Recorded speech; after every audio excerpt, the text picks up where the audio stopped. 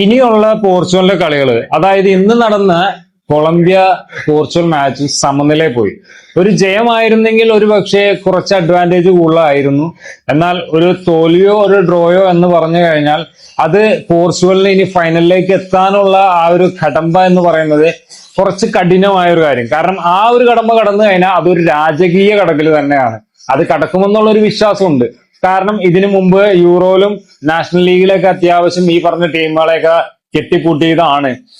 അപ്പൊ next match വരുന്നത് Croatia ആയിട്ടാണ്. അത് നമ്മുടെ മോഡ്രിച്ചിന്റെ ടീം. രണ്ടാമത്തെ മാച്ച് വരുന്നത് സ്പെയിൻ ആയിട്ടാണ് വരുള്ളൂ. അത് നമ്മുടെ യമാലിന്റെ ടീമായിട്ട് വരും. മൂന്നാമത്തെ മാച്ച് വരുന്നത് ഒരുപക്ഷെ ഫ്രാൻസ് ആകാം, മാറ്റം വരാം. ഫ്രാൻസ് ആയിട്ടും കളിയുണ്ട്. അപ്പൊ എന്തായാലും വരുന്ന പോക്ക് ഒരു അത്യാവശ്യം രാജകീയമായിട്ട് തന്നെ കപ്പ് എടുത്തിട്ട് അണ്ണന് ഈ കളം വിടാം. അപ്പൊ ഏകദേശം ഇങ്ങനെയൊക്കെയാണ് മാച്ചസ് വരുന്നത് കേട്ടോ. അപ്പോ ഈ കളിയൊന്നും മിസ് ചെയ്യണ്ട.